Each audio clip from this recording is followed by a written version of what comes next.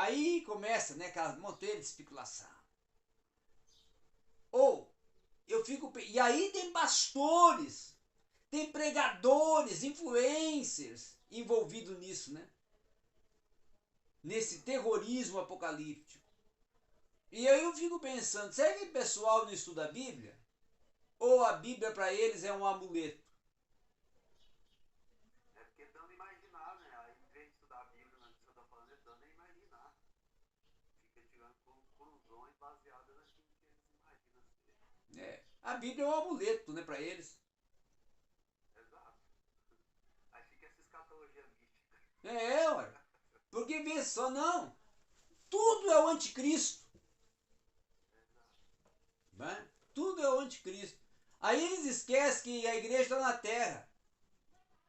E se a igreja está na terra, ou o problema é que existe uma confusão muito grande até hoje com questão à posição escatológica referente à corrente.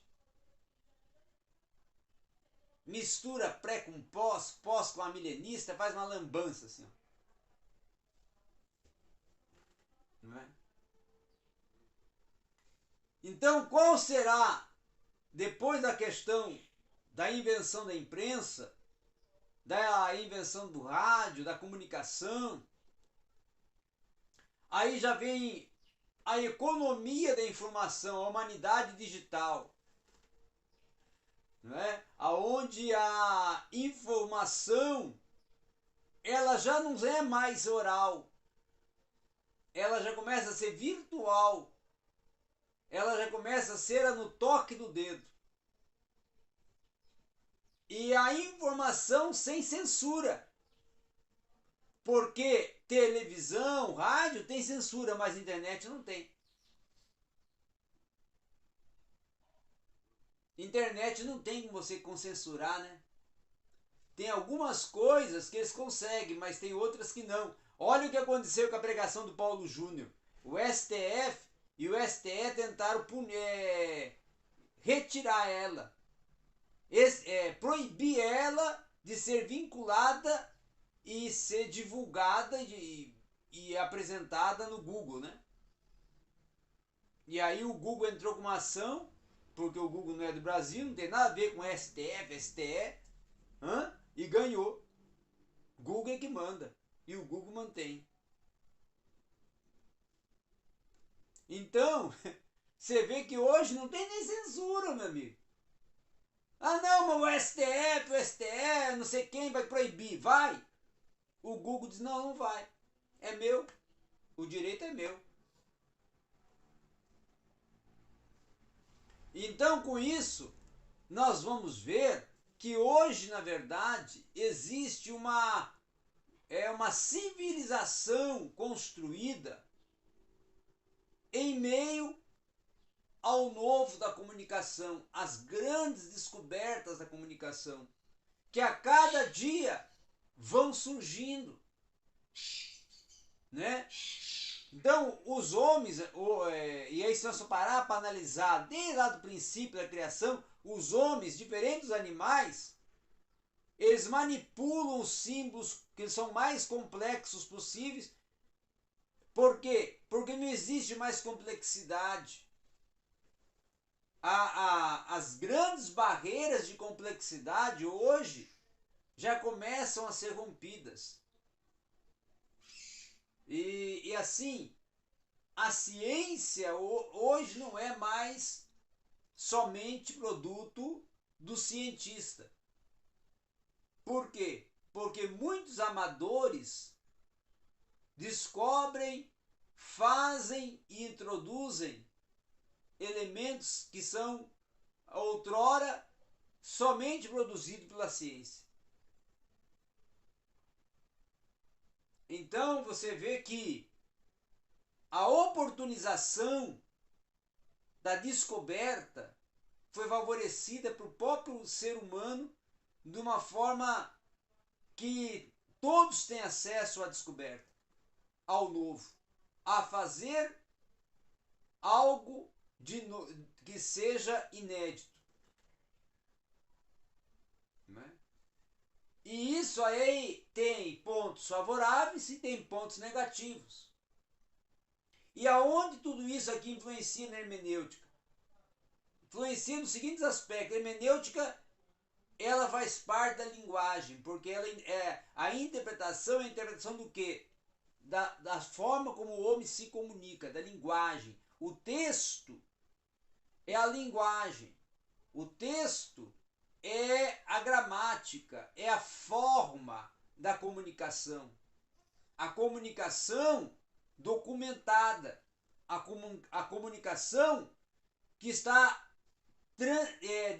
descrita, escrita, registrada, dialogada em várias formas, meios, métodos de escrita, de gramática, de desenvolvimento de comunicação, de diálogo. E aí a hermenêutica, ela entra nesse processo para facilitar o leitor, para facilitar aquele que trabalha com o texto a compreender o texto. Mas aí nessa situação surge uma barreira intransponível quase, que o texto e a linguagem tornaram-se um fenômeno que, por mais que o homem tente, cada dia ele se surpreende com o texto e com a forma gramatical e com a proposta do texto, e ele não consegue muitas vezes romper o que está por detrás do texto para poder explicar dentro do que o texto propõe.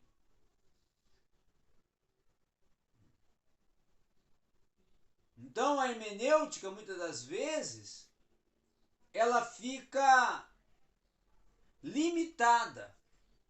A exegese vai dar um contributo maior, porém, em determinados assuntos e textos e propostas, nem a hermenêutica nem a exegese. Alguns linguistas, com alguns métodos linguísticos, é que vão poder extrair de uma forma até psicológica, vamos assim, pedagógica, o que o autor está propondo.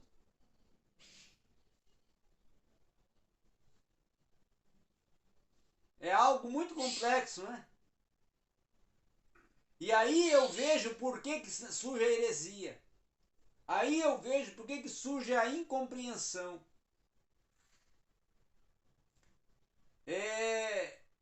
Eu estava estudando ontem um texto e algo muito interessante do porquê que Paulo vai falar em Gálatas capítulo 2. Não é Gálatas não. Coríntios, 1 Coríntios capítulo 2. Quer falar assim: eu não vim até vocês com sublimidade de linguagem, ou de língua, ou de conhecimento, ou de fala. Porque aquele momento na Grécia, e Corinto era um polo dessa circunstância, havia um grande embate entre oratória e retórica. Os chamados sofistas, eles eram retóricos.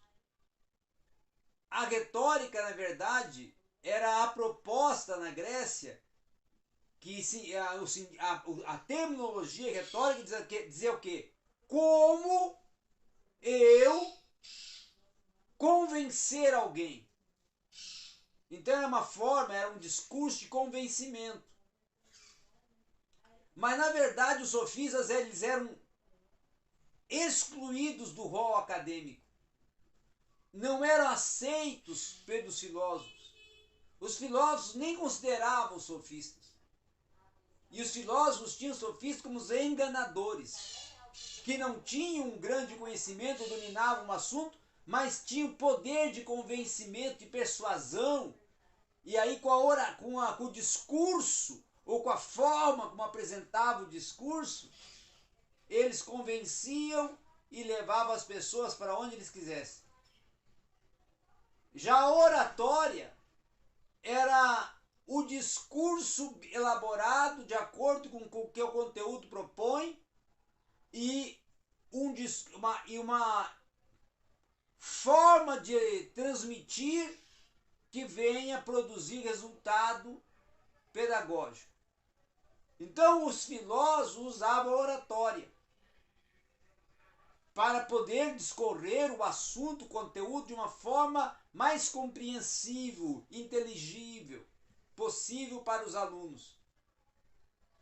E os sofistas viam pela parte da sociedade procurando vender o conteúdo, transmitir o conteúdo da forma como eles compreendiam, mas como tinham uma forma de argumentar muito forte, muito persuasiva, persuadiam, mas não dominavam o assunto porque nem conheciam o assunto na realidade.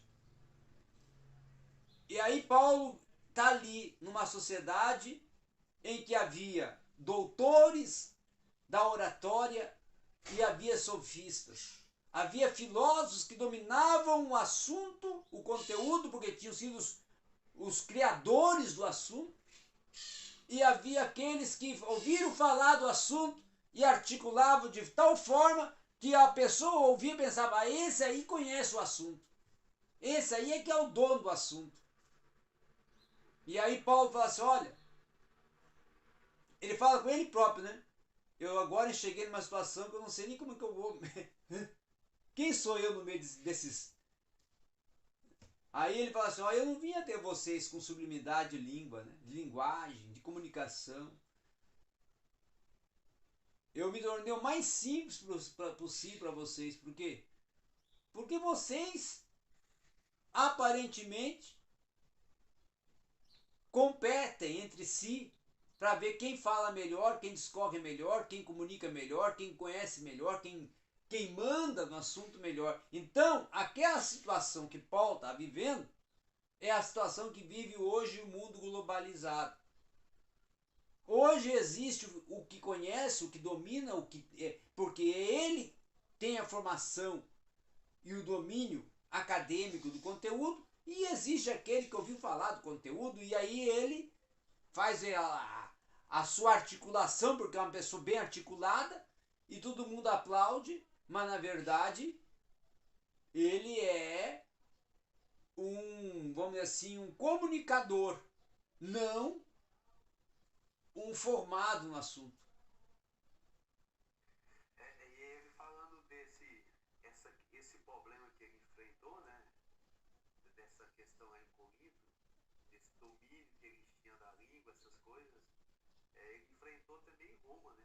Isso. Estava lendo esses dias lá na carta de Filipenses, quando ele está fazendo a introdução para aplicar a humilhação e a exaltação de Cristo, aí ele está falando desse problema que ele enfrentou em Roma, que é chamada vanglória. Ele enfrentou em Roma a vanglória. Porque para pensar uma coisa, Henrique, que todos os filósofos que são estudados hoje na academia, nenhum deles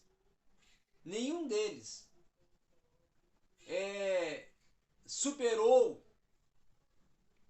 os filósofos da Grécia Antiga, os pré-socráticos, os pitagóricos, os pós-pitagóricos, os pós-socráticos.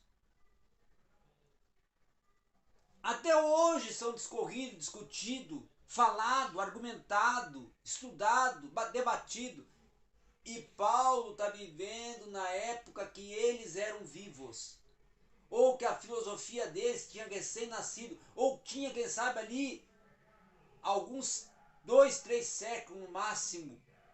Os pré-socráticos, os pitagóricos. E aí, imagine como era a comunicação na Grécia, em Corinto, Atenas. E quando se fala de Roma, nós temos que considerar que Roma ela era dominada pela helenização. Ela era conduzida pela helenização. Ela era o império, mas o império era conduzido culturalmente, intelectualmente pela helenização, pelos helenistas, o helenismo que era o caminho, o meio de intelectualização da sociedade.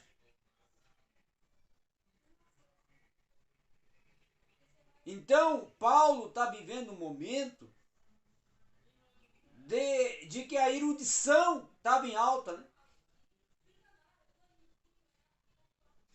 A erudição estava em alta.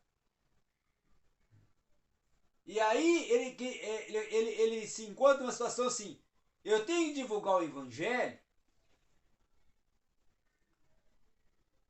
mas o evangelho é simples, mas eles são profundos. Eles são cientistas. Eles dominam retórica e oratória. Então Paulo já chega desconstruindo, né? Não estou aqui para ser um orador e um retor. Estou aqui para cumprir a minha missão.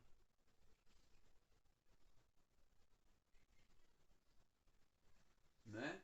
Por isso que ele diz, ó, os judeus querem sinal. O grego, sabedoria. E eu prego a Cristo.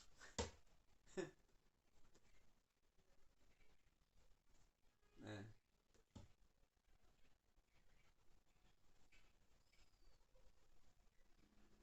Então, essa é que era a grande... E essa problemática hoje acontece no seguinte sentido, que hoje, não só na igreja, no mundo acadêmico, até mais no mundo acadêmico do que até... O mundo acadêmico está em caos hoje. Porque o mundo acadêmico hoje tem muitos doutores que ele constrói uma tese, ele passa 4 anos para construir uma tese, para formar-se em doutor numa área. Mas quando ele vai para frente da sala de aula, falta para ele a didática. Falta para ele a comunicação.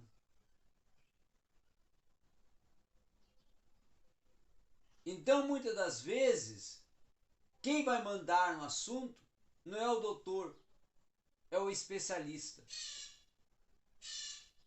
E aí surge a guerra do doutor, que é o cientista, e o especialista, que é o articulador.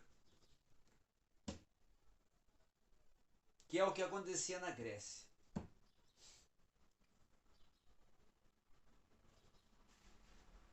Só que com uma diferença.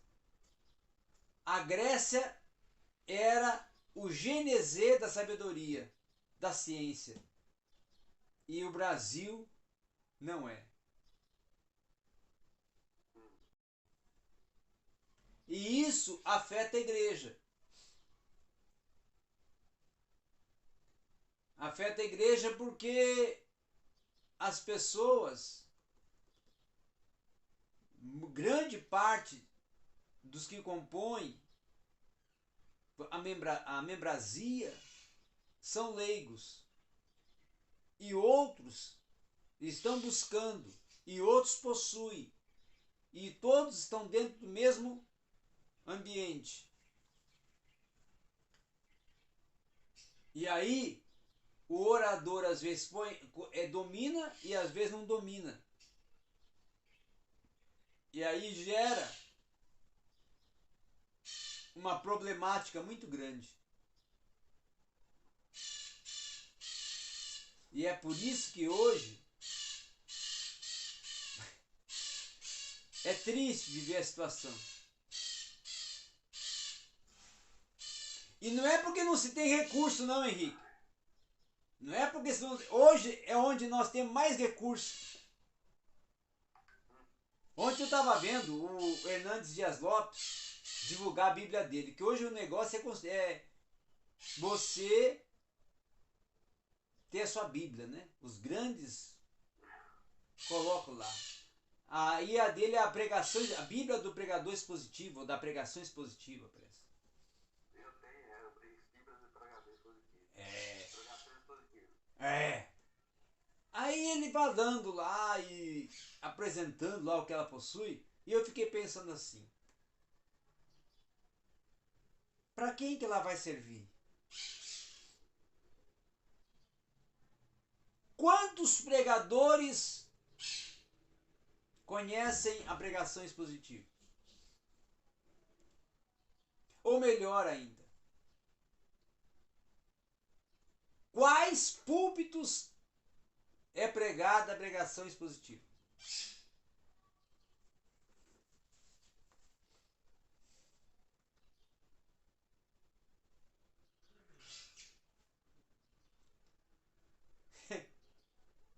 Então é isso. Esse é o problema. Lá tem o sermão preparado, que ele falou, ó, tem o sermão aqui, 600 sermões expositivos preparados. Mas não é só aí, então quer dizer então que, irmão, você não precisa nem preparar, está pronto. Então o que ele está propondo? Você leva a Bíblia lá, abre no sermão expositivo e prega. Mas só que não adianta.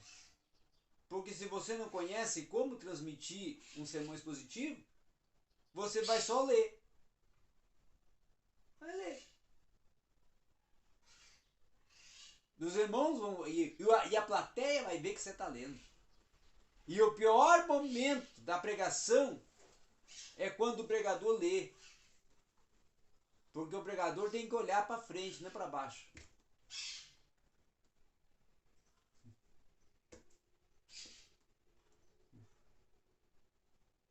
E é o que acontece hoje, né?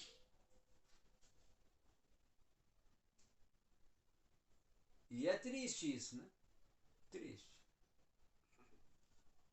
Vamos em frente. Então, com essa situação toda, surge, né, a história da filosofia da linguagem. A filosofia da linguagem é a epistemologia. Por isso que a epistemologia faz parte da hermenêutica. E por isso que eu agora coloquei, bati no martelo assim, ó, que em todos os meus livros vou colocar epistemologia, um capítulo de epistemologia. Porque epistemologia é linguagem. É a filosofia da comunicação da linguagem. Então não tem como ter texto sem epistemologia. Que é a filosofia, é você compreender o que a linguagem está propondo para gerar um pensamento sobre o que o texto quer gerar de pensamento. O que o texto quer gerar de pensamento. Então a linguagem deve ser capaz de traduzir a vontade e a verdade e o conceito.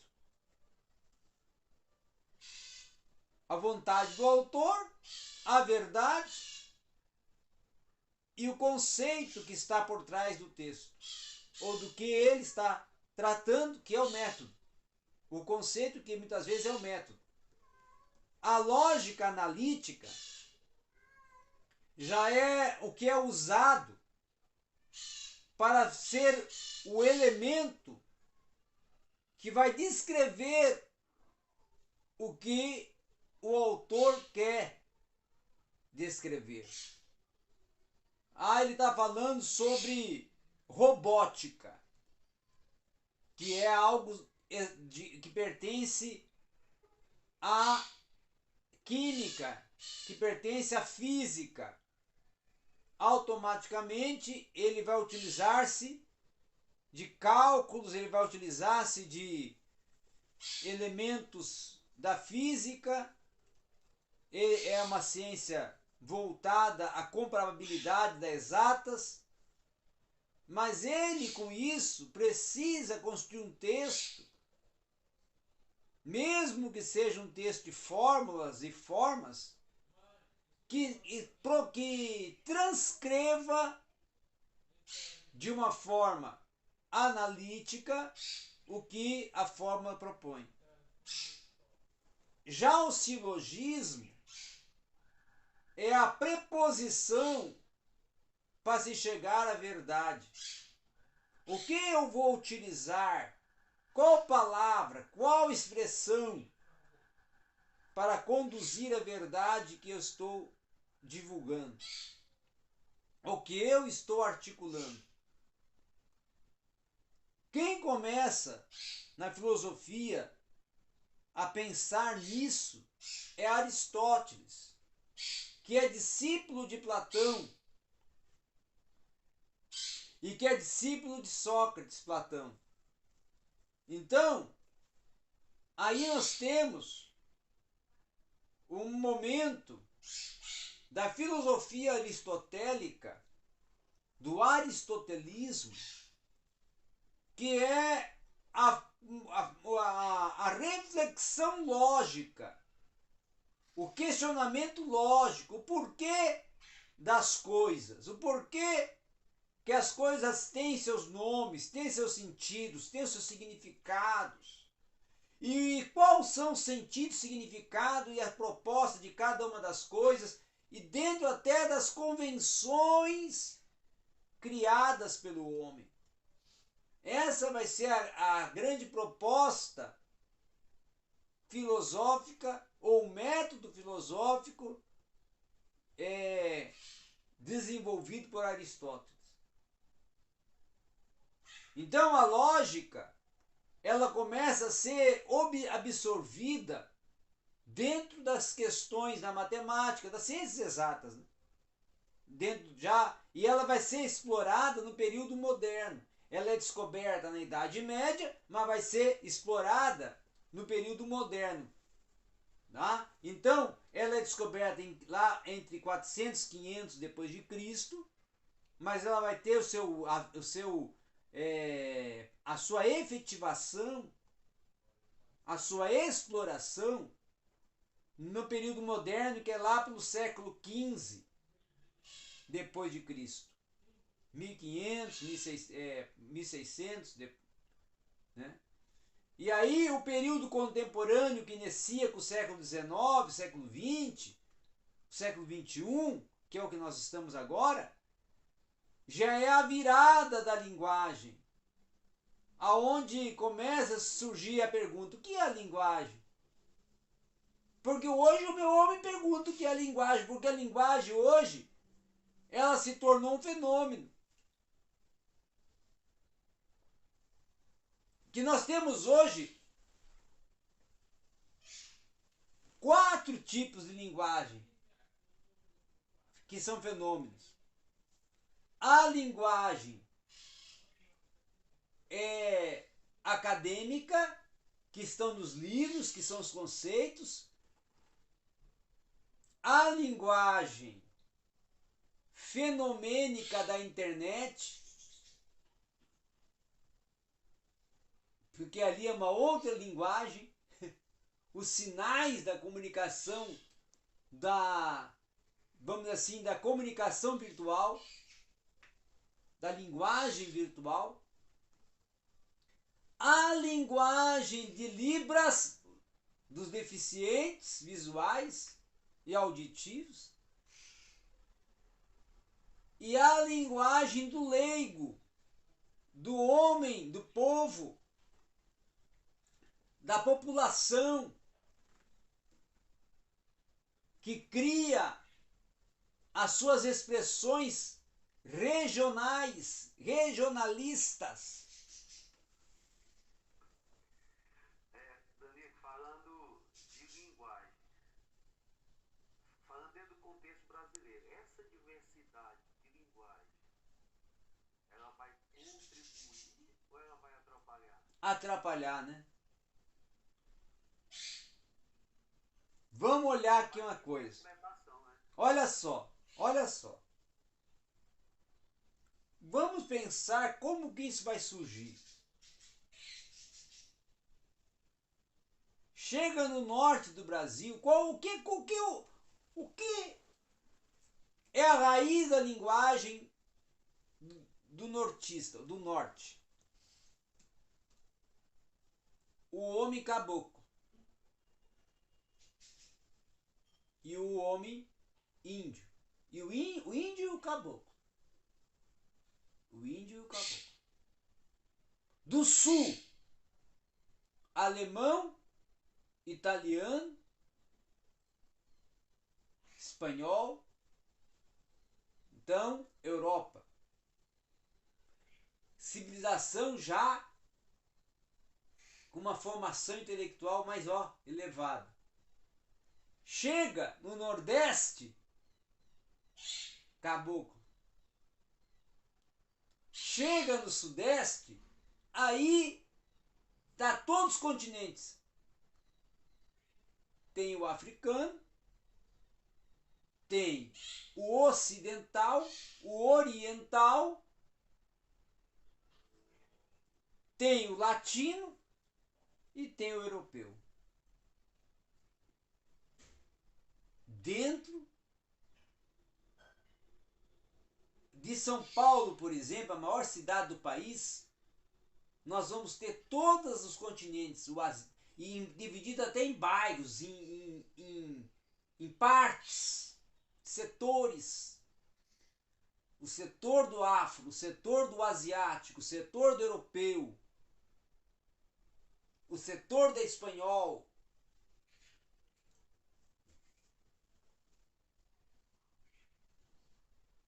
E aí, meu amigo, você vai para essas partes do país. Vai lá para Santa Catarina. Vai ver uma linguagem que muitas expressões você nunca imaginou, que é própria de lá. Vai no Paraná, própria de lá. Vai lá em Manaus, vai lá em Manacapuru, lá nas cidades do Amazonas, própria de lá. Vai pro Ceará, própria de lá. Vai pro Espírito Santo, própria de lá. Vai pro Rio de Janeiro, própria de lá. Então, há uma diversidade que